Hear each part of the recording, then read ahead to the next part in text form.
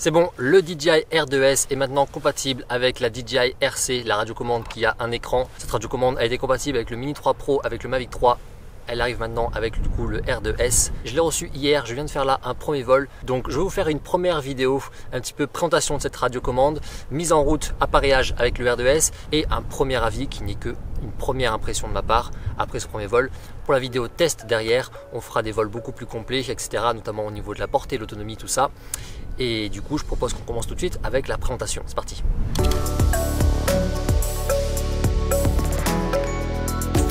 Voici donc la DJI RC, une radiocommande avec écran à un prix plus abordable que DJI RC Pro, ici 300 €.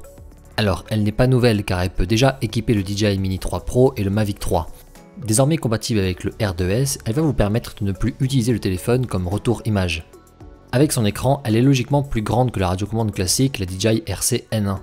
Donc un poil plus encombrante pour le transport. Elle est par contre plus petite une fois qu'on a installé le téléphone sur la N1, bien qu'une fois en main c'est moins important. En revanche, petite surprise appréciable, malgré sa taille, elle n'est pas plus lourde, les deux font 390 grammes.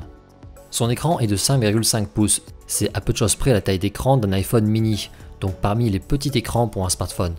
Niveau luminosité de l'écran, DJI annonce 700 nits, ce qui le mettrait en concurrence plutôt avec des téléphones entrée milieu de gamme. Cet écran affiche une définition en 1920 par 1080.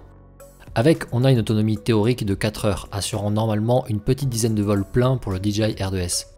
Alors bien sûr, toujours deux joysticks sur cette radiocommande, mais avec un système de fixation mâle-femelle qui est inversé par rapport à la N1, ce qui fait que les joysticks de l'autre radiocommande ne seront pas compatibles.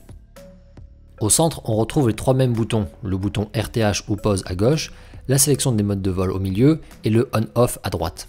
Ça change en revanche devant, on retrouve toujours la molette pour incliner la nacelle à gauche, mais on a également ici une deuxième molette qui fait son apparition pour régler le contrôle du zoom directement dans la caméra. Cette molette là est personnalisable si vous voulez changer la fonctionnalité. Juste au-dessus, on a le bouton REC à gauche et un bouton de mise au point et de prise de photo à droite.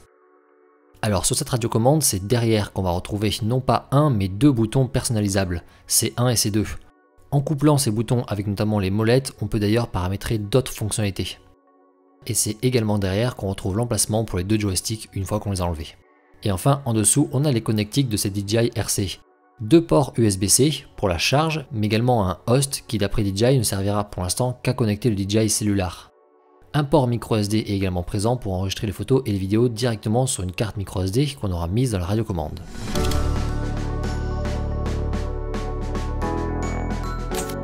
Au préalable, pour appairer le R2S, on a besoin d'une connexion internet, donc il faudra sûrement le faire depuis chez vous. Pour commencer, il faut s'attaquer au R2S, vous devez mettre à jour son firmware pour qu'il puisse reconnaître cette nouvelle radiocommande. Donc vous devez l'allumer avec l'ancienne radiocommande, la RC N1.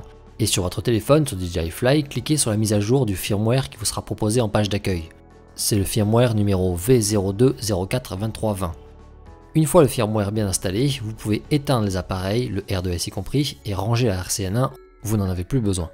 Maintenant, on allume la nouvelle radiocommande, la DJI RC, pour suivre les premières étapes d'installation. Première étape, la langue, et bonne nouvelle, le français est bien dispo. Ensuite, on accepte les conditions d'utilisation et on choisit le pays dans lequel on se trouve. L'étape suivante, ça va être de sélectionner notre réseau Wi-Fi pour que la radiocommande puisse se mettre à jour après. Une fois le Wi-Fi activé, on fait suivant et on doit régler le fuseau horaire. Alors petite bizarrerie, en tout cas de mon côté, parmi toutes les villes, Paris n'était pas présent pour le fuseau. Donc il faut mettre Bruxelles si vous êtes en France. La Belgique a les mêmes changements d'heure qu'en France, on n'aura jamais de décalage. Merci bien les Belges, on vous salue. Ensuite, il faut se connecter à son compte DJI. Si vous n'en avez pas, vous pouvez faire créer un compte en haut à droite. Rejoignez si vous souhaitez le programme d'amélioration DJI, vous n'êtes pas obligé. Et maintenant la DJI RC vous souhaite la bienvenue, elle est gentille. Un petit guide vous donne plein d'infos sur cette radiocommande, notamment à quoi servent tous les boutons et le code couleur pour les différents statuts. Et à la fin de ce petit guide, vous pouvez cliquer sur Aller dans DJI Fly. L'application DJI Fly que vous connaissez bien s'installe alors sur la radiocommande. C'est bien sûr avec elle que vous allez piloter, vous ne serez pas dépaysé. Une fois installé, l'appli vous demande quelle autorisation vous souhaitez donner concernant les infos GPS et matériel.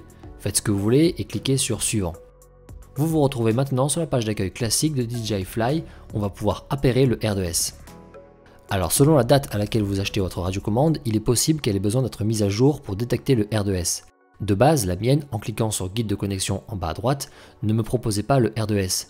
Il faut donc aller dans Profil, puis dans Paramètres, mise à jour du firmware et enfin faire rechercher les mises à jour du firmware. L'appli vous installe alors le tout dernier firmware de la radiocommande et une fois OK, elle redémarre et maintenant dans Guide de connexion, vous aurez le DJI R2S. Vous pouvez cliquer dessus. Ici, DJI vous demande maintenant d'allumer le R2S. Une fois allumé, il est probable que l'application ne le reconnaisse pas tout de suite. C'est ce qui m'est arrivé. Dans ce cas-là, cliquez en bas sur Impossible de se connecter à l'appareil et suivez la petite procédure d'opérage. Il faut en fait appuyer sur le bouton Power du R2S pendant quelques secondes jusqu'à entendre un bip. Et dès que vous entendez le bip, vous pouvez cliquer sur Appairer sur la radiocommande et les deux appareils vont se trouver. Vous allez maintenant récupérer le signal entre la DJI RC et le R2S, c'est tout bon, et du coup vous allez pouvoir faire votre premier vol avec. Comme dit juste avant, vous êtes sur DJI Fly, donc en fait rien ne change, vous pouvez voler parfaitement normalement, comme quand vous avez la RC11 avec votre téléphone par-dessus.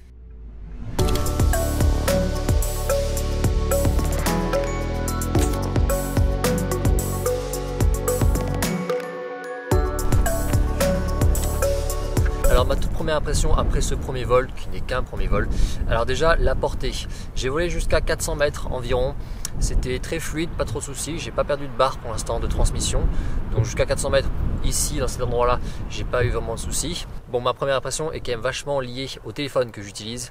Un Honor 10, un téléphone plutôt entrée de gamme.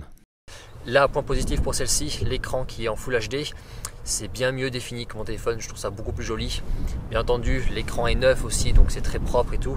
Mon téléphone lui a plusieurs années, donc il est un peu plus sale. Ce qui fait que ça fait plaisir d'avoir un écran vraiment très propre. Je sens quand même que la qualité d'image est meilleure, c'est quand même plus joli. Ça c'est sympa.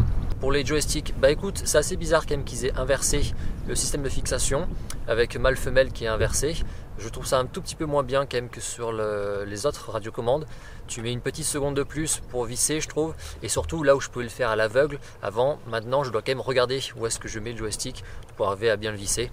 Bon, je sais pas pourquoi ils ont fait ça, je sais pas si c'est des questions marketing et compagnie pour pas que les joysticks puissent aller de l'un à l'autre. C'est très bizarre parce que je pense pas qu'il y ait un business du joystick, mais bon.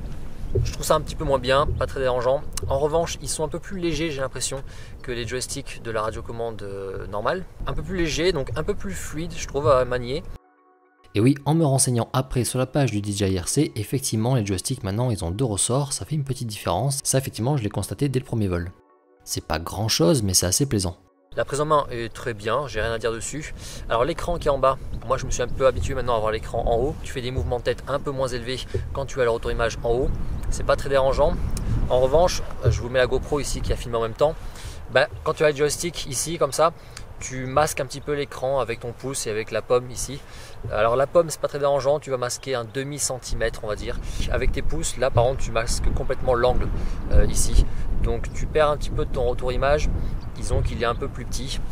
Pour certaines personnes qui sont habituées à des téléphones un peu plus gros, moi j'ai un téléphone assez petit, vous allez je pense voir quand même que l'écran est plus petit et qu'en plus de ça vous mangez un petit peu l'écran avec vos mains.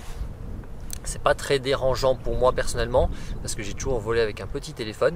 Niveau luminosité, difficile de vous montrer concrètement quand on filme comme ça avec l'appareil photo, ça rend pas du tout, ça assombrit vachement. C'est mieux que mon téléphone, donc moi je trouve ça sympa. Après, j'ai pas fait un test encore en plein soleil ou avec de la neige ou quoi. Je pense quand même que les téléphones très haut de gamme, ils font mieux. Le tactile, lui, bon écoute, très bon, hein, rien à dire de particulier là-dessus. C'est un tactile comme un téléphone, ça répond bien, tu tapes, voilà. Au tout début, quand tu dois notamment rentrer ton mot de passe du Wi-Fi où tu tapes plein de caractères, ça suivait bien, il n'y avait pas de latence et tout, donc ça c'est bien. Quand tu navigues d'onglet en onglet, j'ai pas trouvé qu'il y avait de la latence particulière. Après, c'est DJI Fly en fait dessus, donc tu as tous les réglages, tu as plus de modes de personnalisation grâce aux deux boutons C1 et aux combinaisons entre le C1 et d'autres boutons ici, donc ça c'est chouette. Forcément, ça va remplacer ma DJI RC, ça c'est sûr.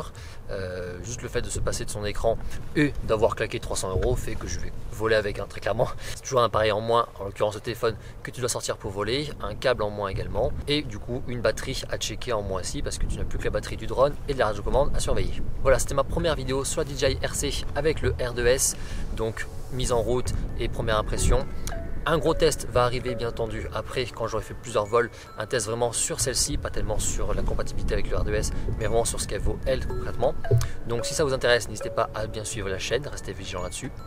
Bref, je vous souhaite une bonne semaine et on se retrouve rapidement. Ciao.